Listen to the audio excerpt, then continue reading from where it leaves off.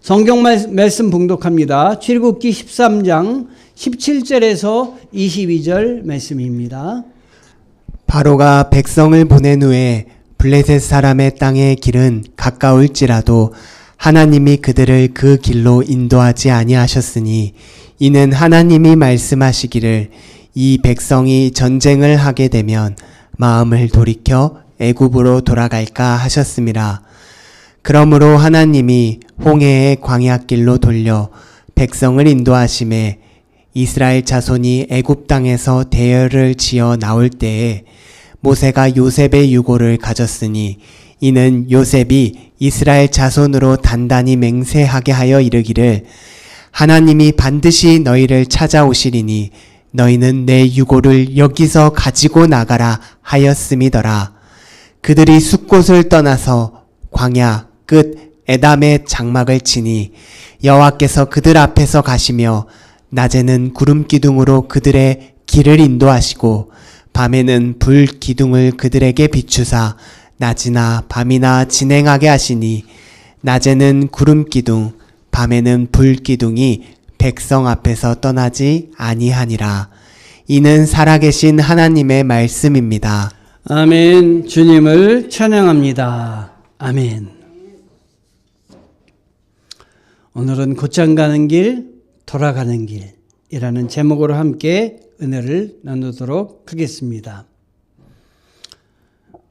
여러분, 내가 걸어온 길을 돌아보면 인생을 살면서 바로 갈 길을 놓아두고 돌아서 온 길은 없었는지요? 저는 중학교를 종로구에서 나왔는데요. 제가 초등학교를 졸업하고 중학교를 갔을 때 저희 초등학교에서 제가 다니는 중학교로 한 명도 진학을 안 했어요. 저 혼자 진학을 했어요. 서울 시내 한가운데 있는 학교에 가다 보니까 자주 가는 지역도 아니고 그래서 그 학교 근처의 길들을 알고 싶었어요. 그래서 집에 막바로 갈 길을 놔두고 맨날 돌아다녔어요.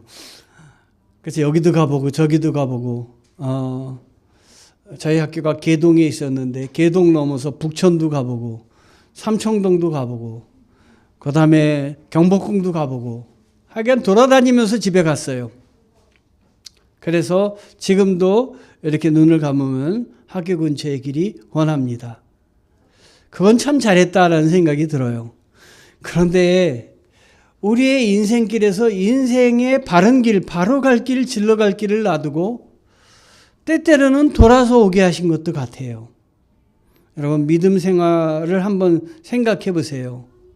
젊었을 때부터 열심히 신앙생활해서 하나님 앞에 젊었을 때부터 바로 서서 신앙생활을 하기도 하지만 젊었을 때는 세상 일에 바빠서 돌고 돌다가 나이가 들어서 하나님 앞에 헌신할 수도 있지 않을까요?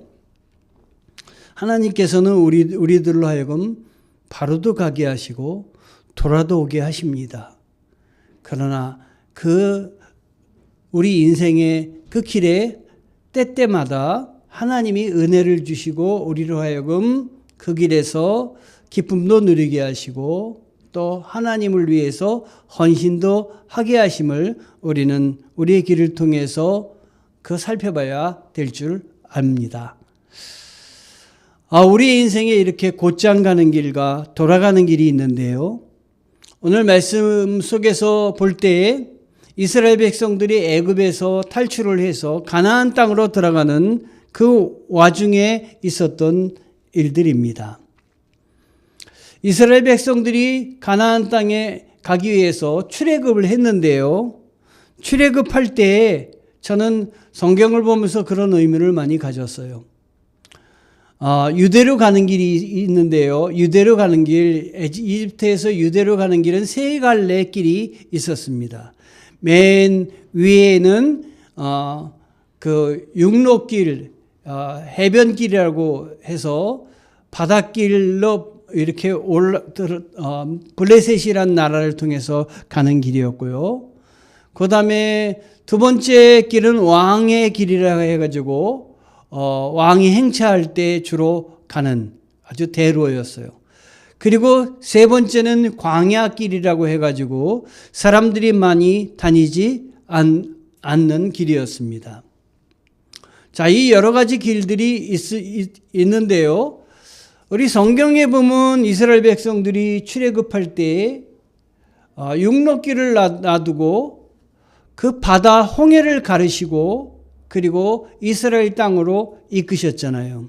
그래서 저는 성경을 읽다가 그때는 성경 지식이 풍부하지 않아서 육로로 가는 길은 없었을까? 왜 하나님께서 이렇게 바다로 이끄셔서 그 어려운 모진 그 위기를 많이 겪게 하셨을까? 이런 거 가지고 한번 의문을 품은 적이 있었습니다. 근데 성경을 쭉쭉 읽다 보니까 해변으로 육로로 해서 가는 길이 있었더라고요. 그래서 그렇다면 왜 육로로 해서 또 하나님이 가게 하셨지? 이런 의문을 품게 되었습니다. 그래서 이렇게 출애굽 해로길을 통해서 저 바다 밑으로 해가지고 돌아서 가게 했는데요. 이건 돌아가는 길이다.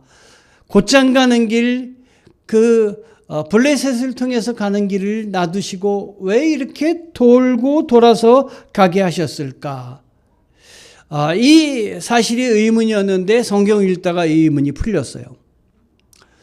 그 해답은 출애굽기 13장 17절에 나와 있었는데요. 13장 17절을 보면 오늘 본문에 있는 말씀이죠. 첫 말씀인데요. 우리 함께 읽어볼까요? 바로가 백성을 보낸 후에 블레셋 사람의 땅의 길은 가까울지라도 하나님이 그들을 그 길로 인도하지 아니하였으니 이는 하나님이 말씀하시기를 이 백성이 전쟁을 하게 되면 마음을 돌이켜 애굽으로 돌아갈까 하셨음이라. 아멘. 자, 여기 본문의 말씀에는 왜 돌아가게 하셨는지 그 이유가 적혀 있는데요. 왜 돌아가게 하셨는지 네 가지 이유를 여기서 찾을 수가 있겠어요. 첫 번째, 그 땅은 블레셋 땅이에요. 육로로 가는 지름길은 블레셋이라는 나라가 있는데 이 블레셋은 당대의 아주 최강대국입니다. 이 블레셋과 전쟁을 치러야만 했어요. 그렇잖아요. 그 땅을 가로질러 가는데 누가 가로질러 가게 하겠습니까? 이스라엘 백성들이 요청을 했어요. 우리는 그 길로만 좌우로 치우치지 않고 길로만 가겠다. 통과만 하겠다. 여러분, 그 말을 믿으십니까? 어느 나라 군주가 그 말을 믿겠어요? 물론 통과하는 사람들이야 그런 마음으로 가겠지만, 그리고 통과하다가 혹시 해를 입히면 물어주겠다라고 하는데도 허락을 안 해주는 거예요. 그러니까 거기를 통과하려면 전쟁을 치러야 되는데 이 블레셋이라는 나라는 군대가 매우 막강합니다. 그 블레셋 군대의 무기는 뭐냐면 철무기예요. 철로 무장해 있어요. 그런데 이 이스라엘 사람들의 무기는 뭐냐면 청동무기예요. 청동. 철무기하고 청동무기하고 합하면은 만약에 칼을 철로 된 칼하고 청동으로 된 칼이 서로 겨루면은 청동으로 된 칼은 그대로 부러집니다. 그러니까 전쟁터에서 합을 했는데 부러지면은 어떻게 해요? 이길 수가 없는 거예요. 다 죽는 거예요. 그러니까 블레셋 군대를 감당하지 못하니까 하나님이 그걸 아셨기 때문에 돌아가게 하시는 것입니다. 어떻게 보면 우리 인생과도 같은 것 같아요. 하나님이 이스라엘 백성들을 얼마나 사랑을 하셨어요. 그러러 가면 전쟁을 치러야 됐고 또 강력한 군대가 있어서 그 군대에 패하겠고 그래서 그러러 가면 안 되겠다라고 생각하셔서 다른 곳으로 길 없는 곳으로 돌아가게 하시는 거예요. 그리고 또 하나는 이 블레셋 군대하고 싸움에서 전쟁이 일어나면은 다시 애굽 땅으로 돌아갈까를 염려하셨던 것이에요.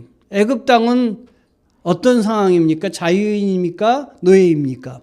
노예잖아요. 하나님은 그가 택한 백성들이 노예로 돌아가기를 원치 않으셨던 것이에요.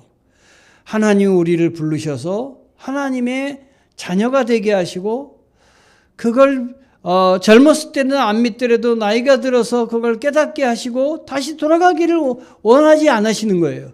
왜냐하면 거긴 죄의 악의 세대이고 죄가 나를 지배하던 때인데 그 죄의 노예가 되기를 원치 않으시는 우리 하나님이십니다. 그래서 돌아가는 것을 원치 않으셨기 때문에 적군이 아주 강성한 군대가 있는 곳으로 가게 하지 않으셨던 거예요. 그리고 하나님은 길이 없는 곳으로 길을 내서 가게 하시니까 하나님을 의지하는 법을 가르치게 하신 거예요. 아무것도 갖고 나온 게 없으니까 먹을 것도 마실 것도 구할 수가 없잖아요. 그거를 구하시고 또 허락하시면서 모든 일들은 나에게 달려있다라는 걸 배우게 하시는 거죠. 민수기 21장 4절에 보니까 이렇게 돌아가는 것을 알고 그 돌아서 가야 하는 백성들의 마음을 적고 있는데 그들이 호르산에서 출발해 홍해길을 따라 에돔 땅을 돌아서 가려고 했습니다. 그러나 백성들의 마음이 그 길 때문에 조바심이 났습니다. 왜 그렇습니까? 백성들도 아무리 노예로 있었지만 해변으로 통해서 블레셋을 통해서 직접 가는 길을 알고 있었어요. 그거는 그 길로 가면 4일이면 갑니다. 일주일도 안 걸려요. 그런데 돌아가는 길은 사막길이고 광야길이고 물도 제대로 없고 그리고 한두 명이 아닌 장정만 70만이라고 했으니까 100만이 넘는 사람들인데 이 사람들이 먹을 것도 많이 갖고 나온 것도 아니고 짐승들을 갖고 나왔는데 그 짐승들은 뭘 먹일 것이며 사방에 먹을 것이 하나도 없는 거예요. 그러니까 이제 우리를 이 광야 땅에서 죽이려고 하는구나 하는 생각을 하게 된 것입니다. 그래서 백성들의 마음이 그 길 때문에 조바심이 나게 된 것입니다.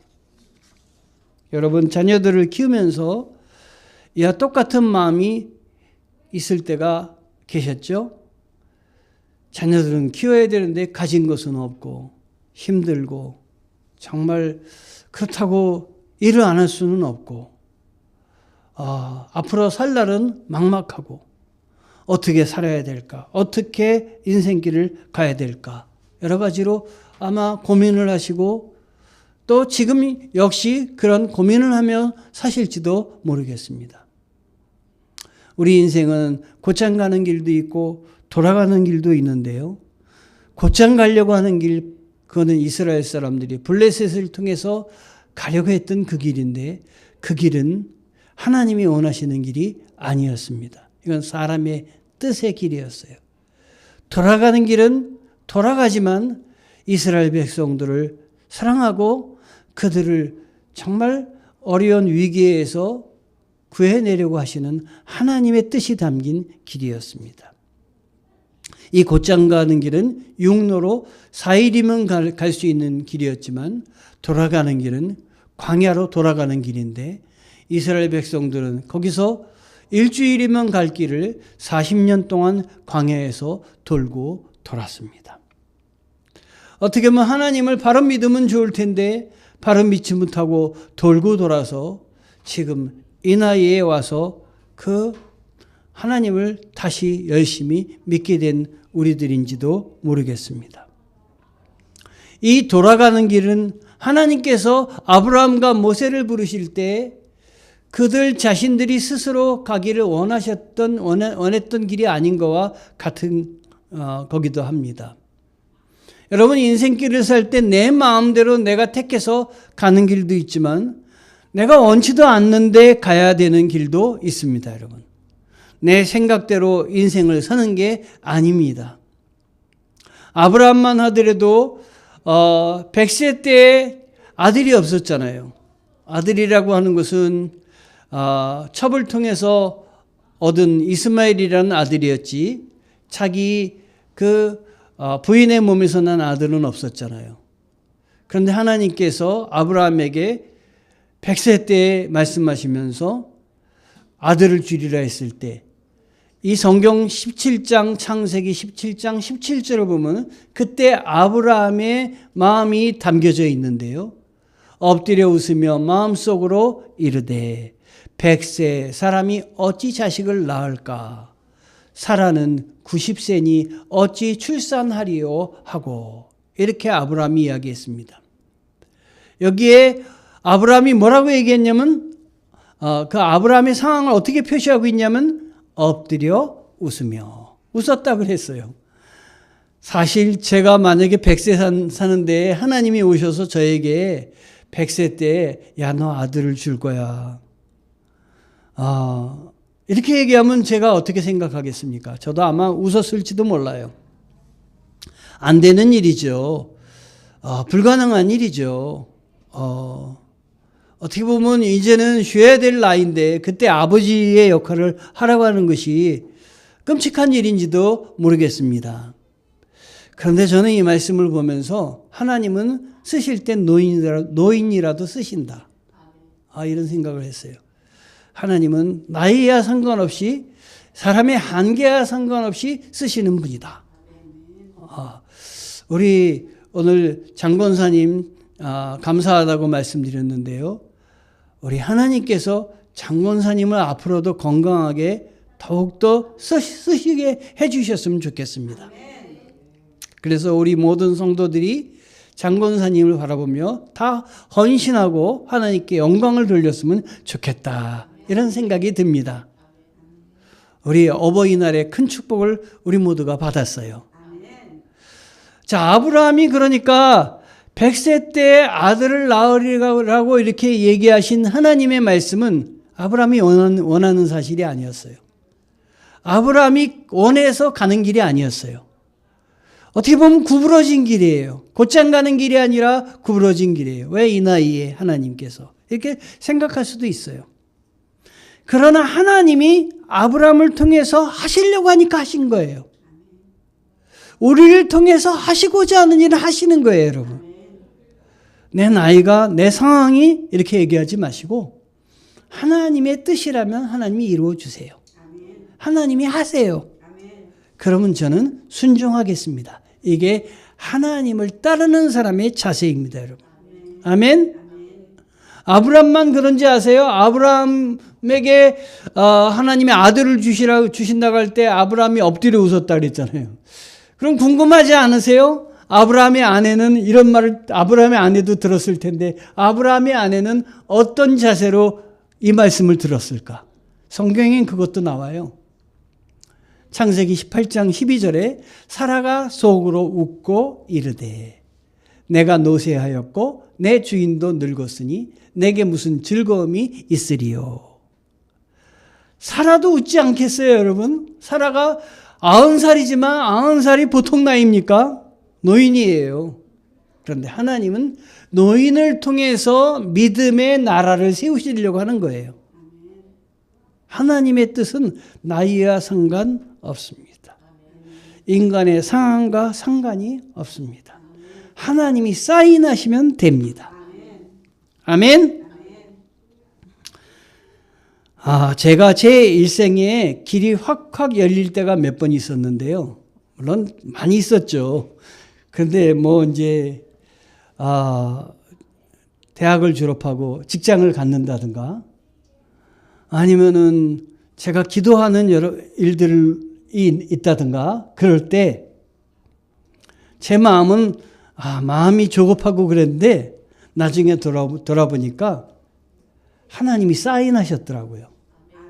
하나님이 사인하시면요 이력서 쓸 필요 없어요.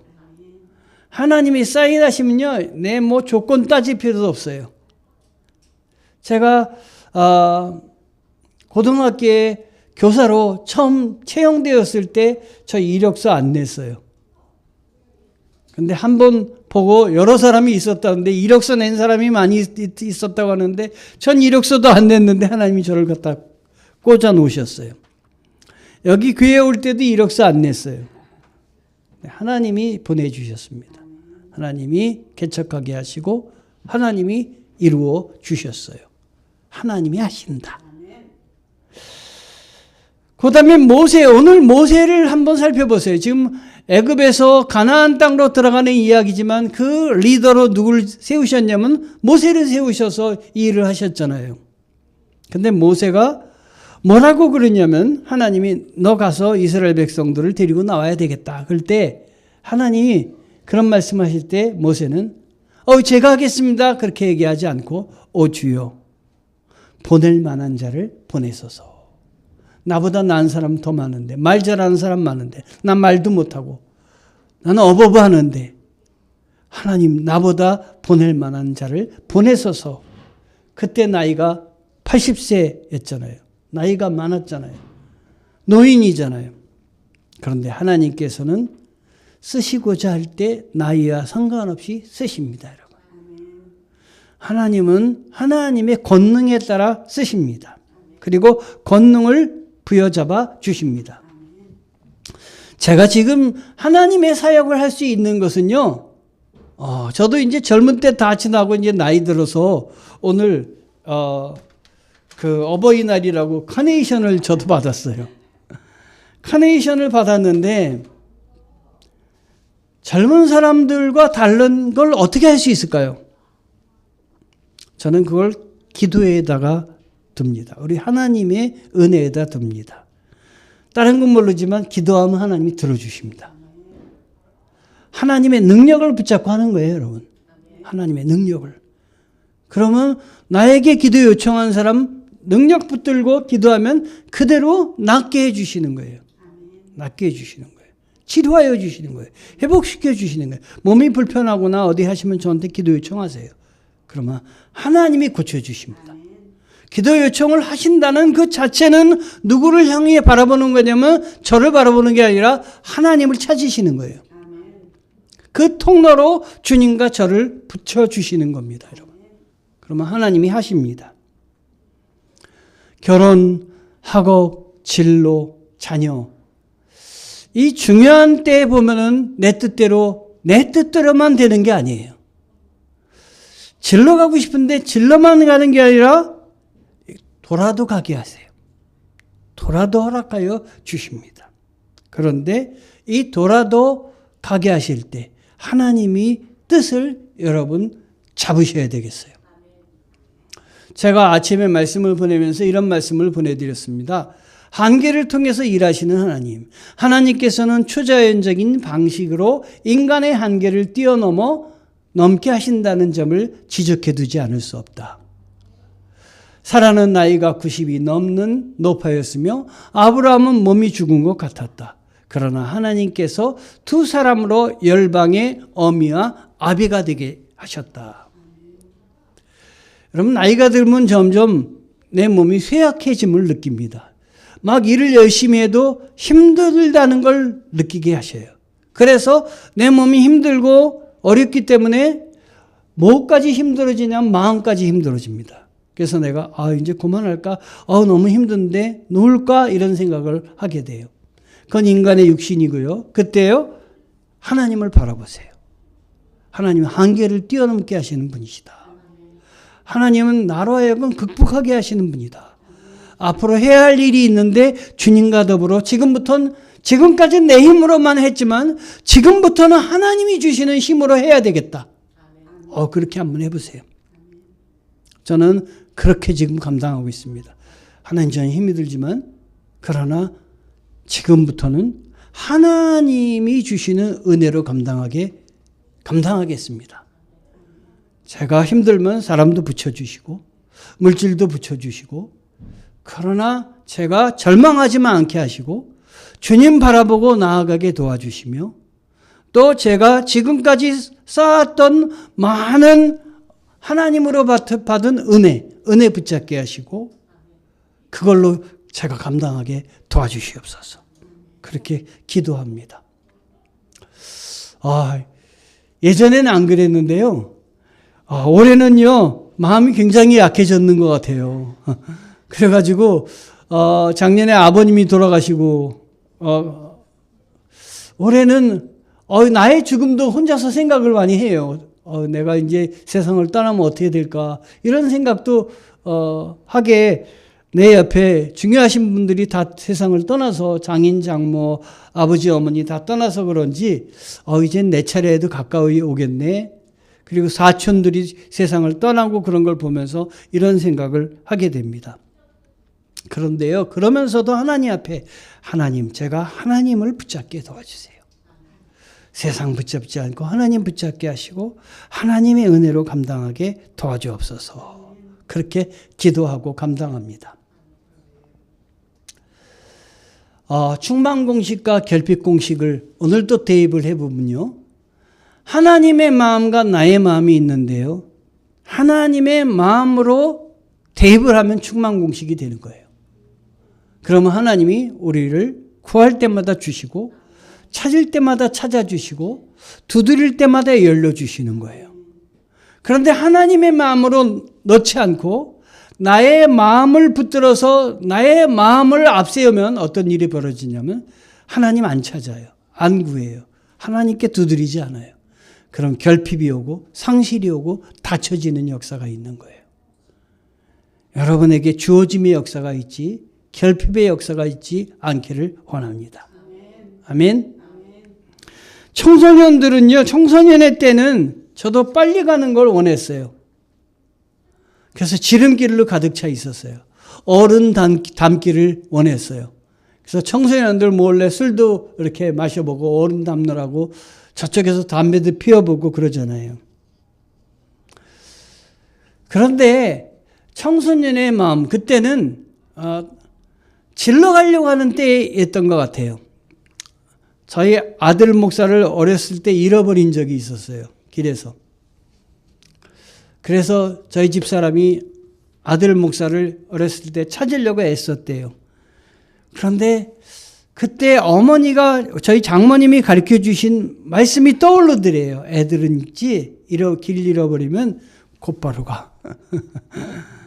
자, 부모님들이 지혜로운 거예요. 그렇죠? 어른들 무시할 거 하나도 없는 거예요.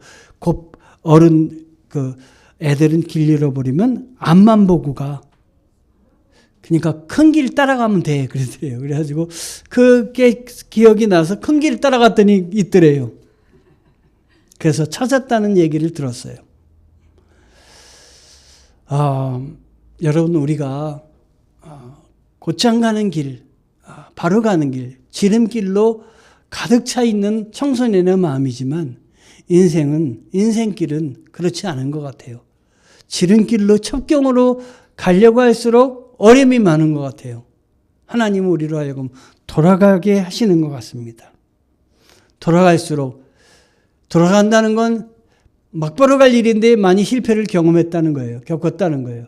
실패를 경험할수록 나를 신뢰하지 않아요. 저는 제 경험을 통해서 보면 실패를 경험할수록 실패하는 사람들을 위로하는 사람이 되더라고요. 인격이 성숙해지더라고요. 하나님이 성숙해지게 하시더라고요.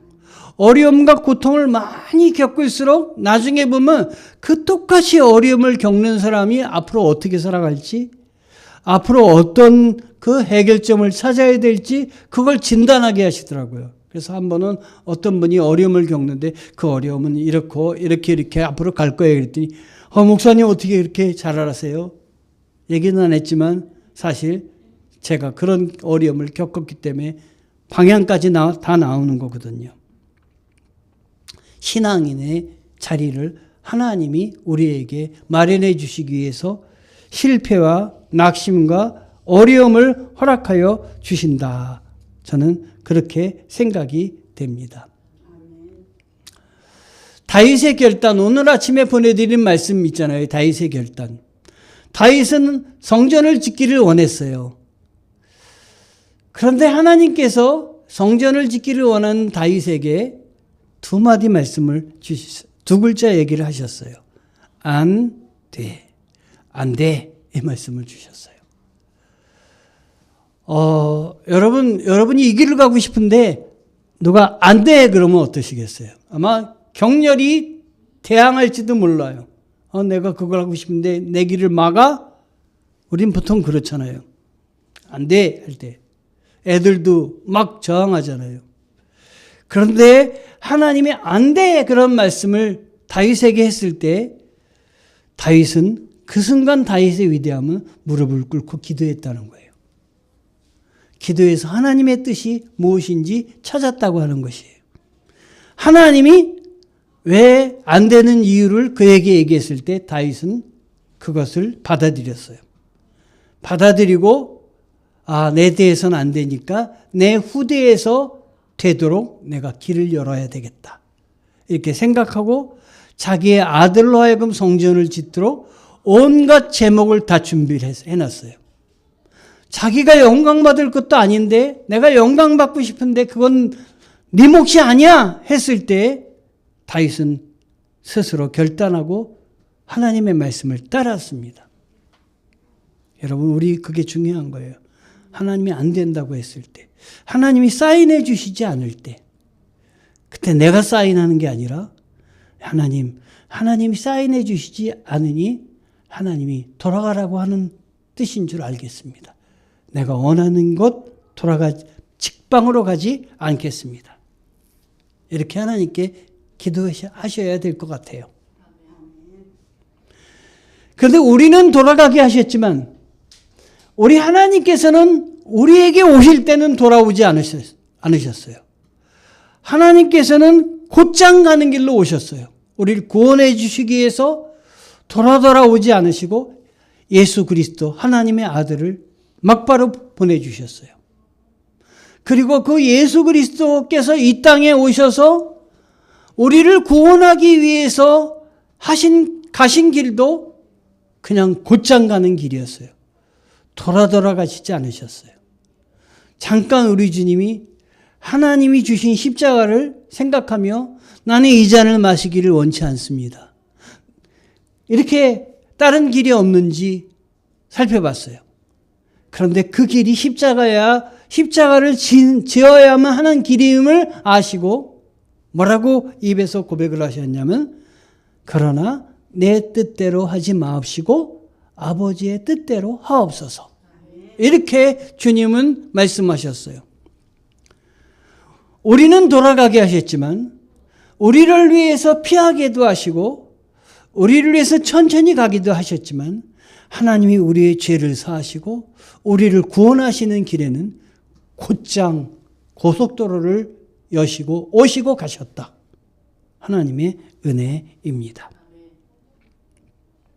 출애굽기 13장 17절에 모세가 요셉의 유고를 가졌으니 이는 요셉이 이스라엘 자손으로 단단히 맹세하게 하여 이르기를 하나님이 반드시 너희를 찾아오시리니 너희는 내 유고를 여기서 가지고 나가라 하였음이더라.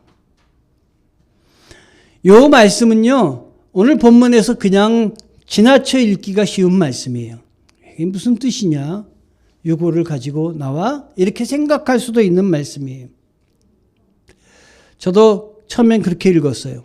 그런데 깊이 묵상하다 보니까 요셉이 모세가 그 이스라엘 백성들을 구원하기 전에 홍해를 갈라서 데리고 나오기 전에 요셉은 한참 전에 세상을 떠났거든요. 근데 그 세상을 떠난 요셉이 앞으로 너희들이 가나안 땅에 들어가게 될 때가 있을 거다. 그때는 하나님이 반드시 너희를 찾아오실 것이다. 그때 너희는 나를 여기에 뼈를 묻어뒀지만 그 뼈를 여기다 두지 말고 내 소망은 유대 땅이다. 내 소망은 가나안 땅이다. 나는 거기 있겠다. 내가 거기 있으니 너희들도 거기 가야 된다. 거기 있어야 된다. 이걸 얘기하시는 거예요.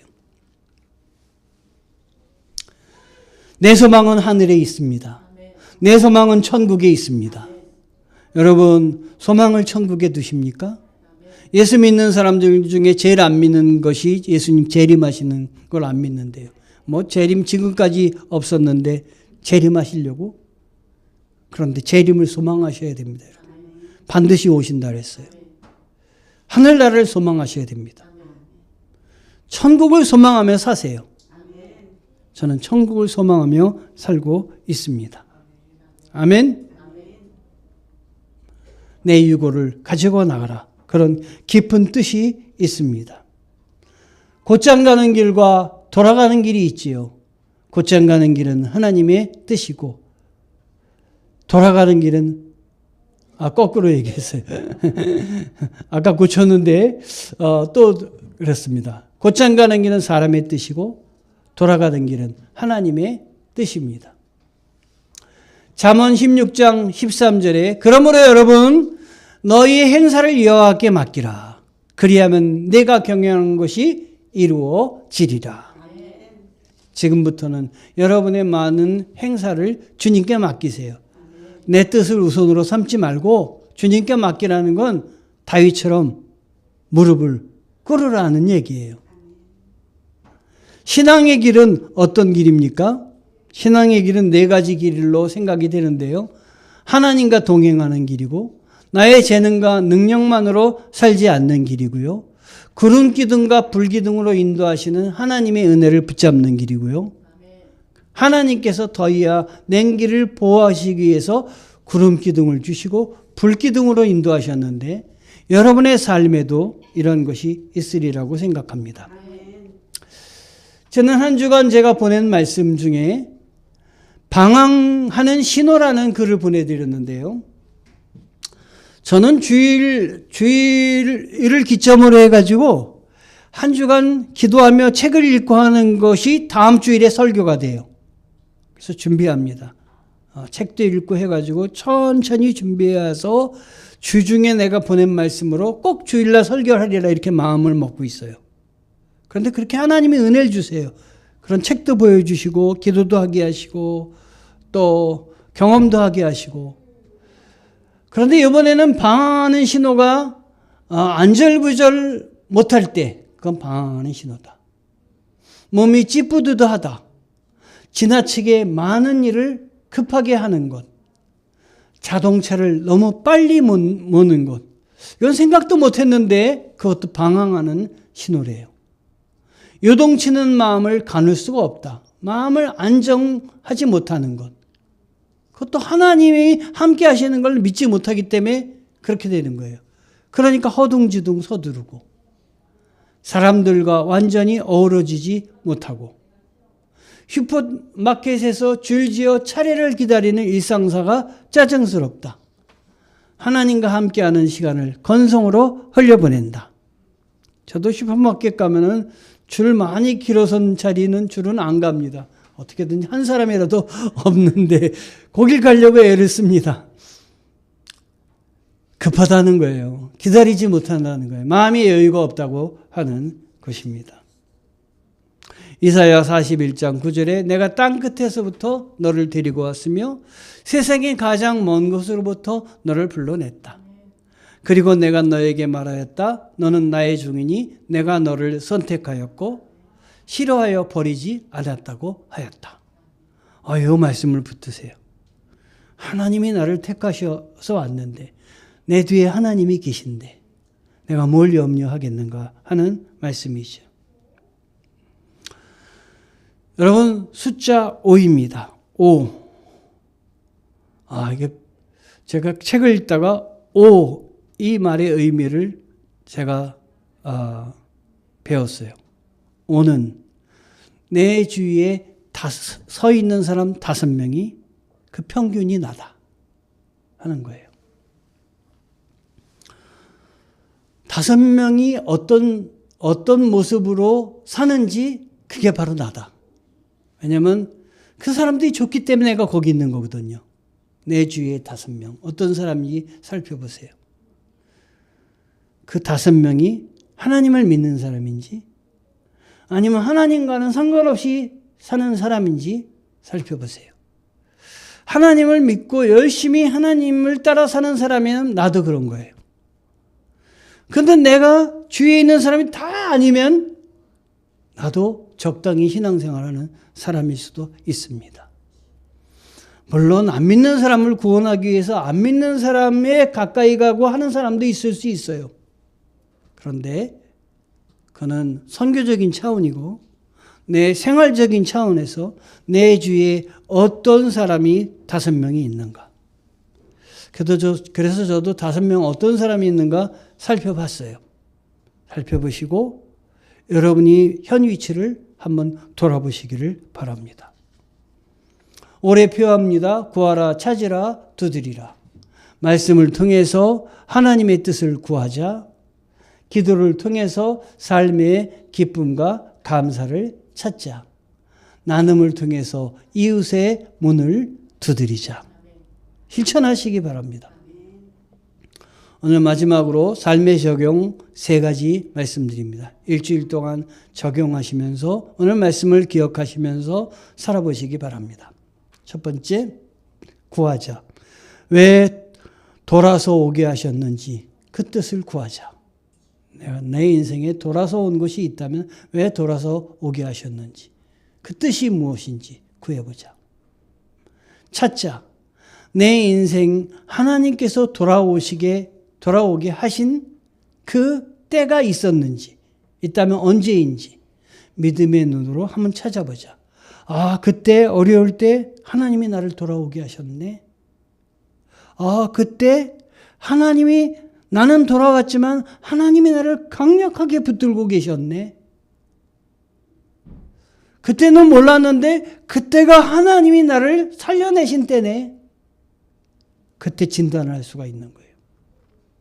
두드리자.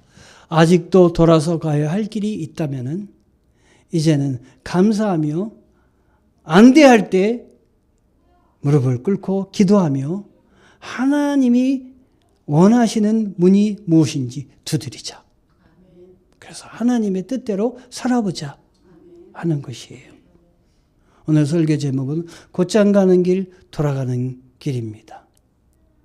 여러분, 이 길 속에서 하나님이 여러분들을 원하시는 길이 어떤 길인지 살펴보시면서 하나님이 기뻐하시는 길로 걸어 나가시는 주님의 자녀들이 되시기를 축원합니다. 기도하시겠습니다. 하나님 감사합니다. 곧장 가는 길, 돌아가는 길, 우리에게는 곧장 오셨고 우리를 위해서는 돌아가게 하신 하나님의 은혜입니다. 하나님 붙잡고 헌신하는 저희들 되게